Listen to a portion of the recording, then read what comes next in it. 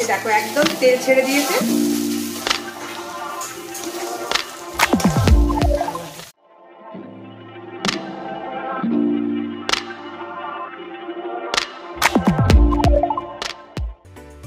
Hello বন্ধুরা, তোমরা কেমন আছো? ভালো আছি, নিশ্চয়ই তোমরা ভালো আছো। আজকে আমি মোচাটাকে কেটে রেখেছিলাম, কেটে একটুখানি জল দিয়ে ভাপিয়ে নিয়েছি। এবার আমি মোচাটা রান্না করে তোমাদেরকে দেখাচ্ছি। মোচাটা খুব চটজলদি, খুব সুন্দর সুস্বাদু একটা ভালো রান্না হবে এইভাবে করলে। আমি কড়াইয়ে তেল দিয়ে দিয়েছিলাম, ভাবলাম যে দেখিয়ে দিই। এই যে কড়াইয়ে তেল দিয়ে দিয়েছি, কড়াইয়ে তেল দিয়েছি, তেজপাতা দিয়েছি,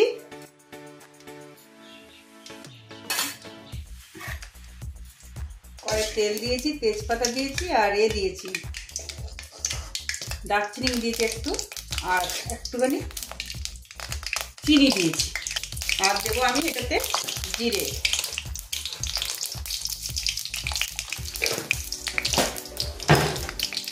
জিরেটা, আর এটাতে বেটে রেখেছি আমি কাঁচা লঙ্কা, নারকেল আর আদা। এবার এটা দিয়ে দেবো।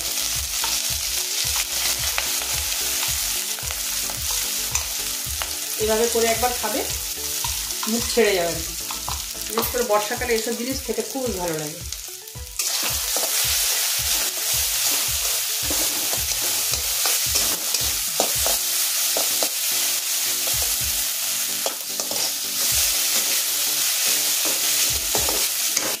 একটু শুকনো লঙ্কা, কাশ্মীরি শুকনো লঙ্কা দিলাম।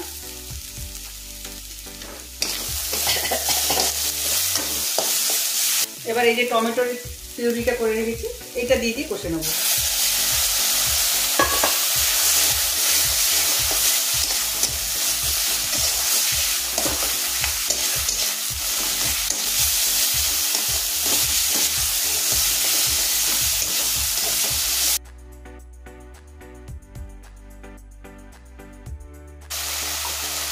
এই যে এটা কষে, এটা এখন মোটামুটি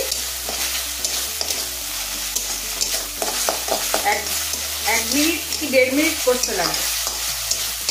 তখন আমি আরো বাকি যেগুলো লাগবে আলু টালুগুলো ভেজে নিই, তারপরে দেখাচ্ছি।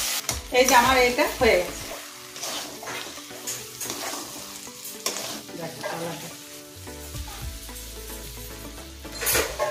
এটা আবার আমি বাটিতে ঢেলে নিই।